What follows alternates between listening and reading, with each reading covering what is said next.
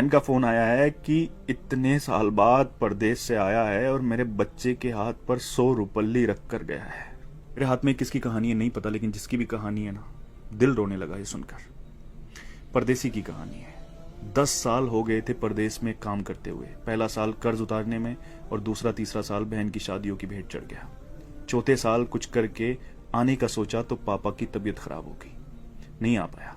यहां तक कि पापा दुनिया छोड़कर चले गए तब भी नहीं आ पाया। बूढ़ी माँ घर में अकेली थी। आने का सोचा लेकिन कोई बचत नहीं थी, तो फिर परदेश से हिम्मत नहीं हुई कि इतने साल परदेश में रहकर खाली हाथ कैसे जाऊं। लेकिन माँ की जिद और बहनों ने कहा कि भाई आ जाओ, हमें कुछ नहीं चाहिए, बस आ जाओ कहा तो हिम्मत बढ़ी। कुछ उधार लिया, कुछ पास था जिससे टिकट करवाया और वापस ये सोच कर आ गया कि अब कोई बड़ी जिम्मेदारी तो है नहीं, यहीं पे कुछ कर लेंगे। आने के दूसरे दिन बहन से मिलने गया। बहन बच्चों वाली हो चुकी थी। आते वक्त भांजे के हाथ पर 100 रुपए रखकर वापस हुआ। दूसरी बहन के यहाँ पहुंचने पर पास के पैसे भी खत्म हो चुके थे, लेकिन ये उम्मीद थी कि ये बहन ज्यादा नजदीक है, कुछ नहीं बोलेगी। वहां से वापसी पर भांजे के हाथ पर कुछ नहीं रखा और जब घर पहुंचा तो मां ने बताया कि एक बहन का फोन आया है।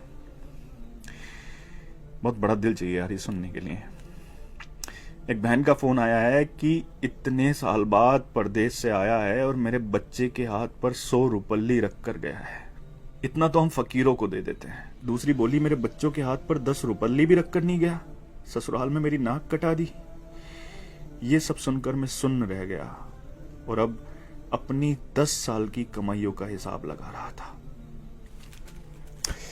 अरे यार, अगर पुराना घर छोड़कर नए घर में भी चले जाओ ना तो ख्वाब हमेशा पुराने घरों के आते हैं। और एक परदेसी तो अपना सब कुछ छोड़कर चला जाता है अपनों के लिए, अपनों को बसाने के लिए। लोग मेहनत करके पैसा कमाते हैं, लेकिन परदेसी मेहनत के साथ साथ अपनी उम्र को बेचकर पैसा कमाता है। किसी खुशियों में नहीं आ पाता, किसी की मैयत में नहीं आ पाता। सच पूछो तो हमारे सीने में दिल किस तरफ है ना, ये एक परदेसी ही बता सकता है। क्योंकि जब वो अपनों को छोड़कर जाता है ना, तो सीने में वही तकलीफ होती है जहां दिल होता है। जुल्म नहीं करते अपने लोग ये कहकर कि तुमने परदेश में रहकर हमारे लिए किया ही क्या है। अरे कसम खुदा की, अगर तुम्हें एहसास हो जाए, अंदाजा लग जाए ना कि उसने परदेश में रहकर तुम्हारे लिए क्या किया है, तो इस जबान को कटवाना पसंद करोगे, लेकिन कभी उसकी कुर्बानियों के खिलाफ बोलना पसंद नहीं करोगे। सच कहते हैं, जिसका दर्द होता है उसकी तकलीफ को सिर्फ वही समझता है। परदेसी का दर्द सिर्फ वही समझ सकता है जिसने अपनों के लिए अपना घर छोड़ा हो।